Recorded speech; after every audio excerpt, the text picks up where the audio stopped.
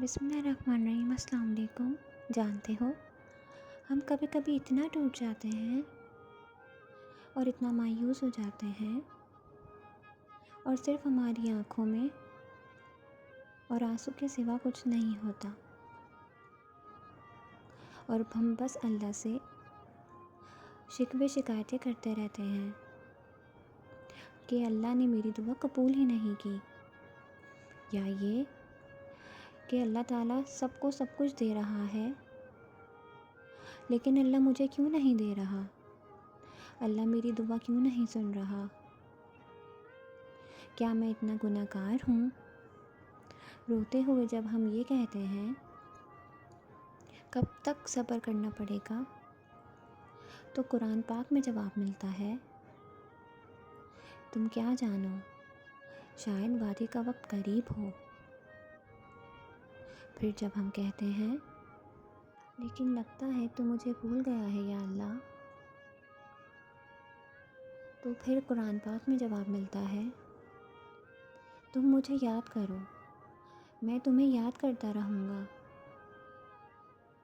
اللہ فرماتا ہے، اور اے نبی، میرے بندے اگر تم سے میرے متعلق پوچھیں تو انہیں بتا دو کہ میں ان سے قریب ہوں، پکارنے والا جب مجھے پکارتا ہے تو میں اس کی پکار سنتا ہوں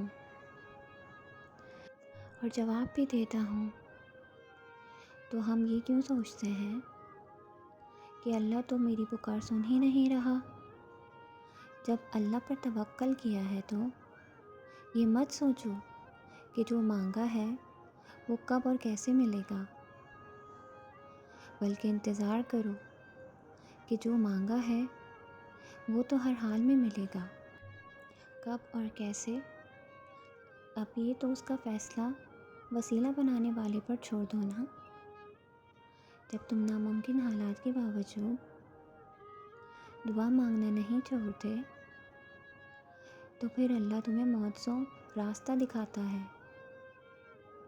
چاہے ساری دنیا مل کر تمہیں مایوسی کی طرف دھکیل دے، لیکن اگر تمہارا اللہ پر کامل یقین ہے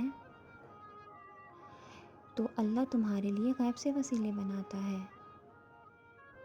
اور جانتے ہو، جب انسان بے حد تکلیف میں ہوتا ہے اور مسکرا کر یہ کہتا ہے کہ میں نے اپنا معاملہ اللہ کے سپرد کر دیا ہے، تو یقین مانو عرش سے لے کر عرش تک ہر چیز درس جاتی ہے، وہ آہ ساتویں آسمان تک پہنچ جاتی ہے، ٹوٹے ہوئے دل سے نکلی ہوئی دعا اور آہ کبھی رہ کر نہیں جاتی ہے، اور جب معاملہ اللہ کے سپرد کر دیا جاتا ہے تو ظالم کبھی بھی بچ نہیں پاتا، وہ بڑا رحمان اور رحیم ہے۔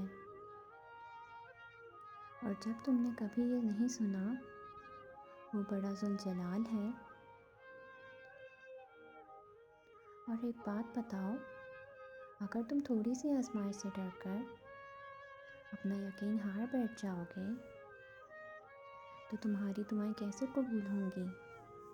قبولیت کا ایک اصول ہے، صبر رکھو اور دعا کرو اور معجزوں کو پالو، بے شک اللہ دعاؤں کو قبول کرنے والا ہے۔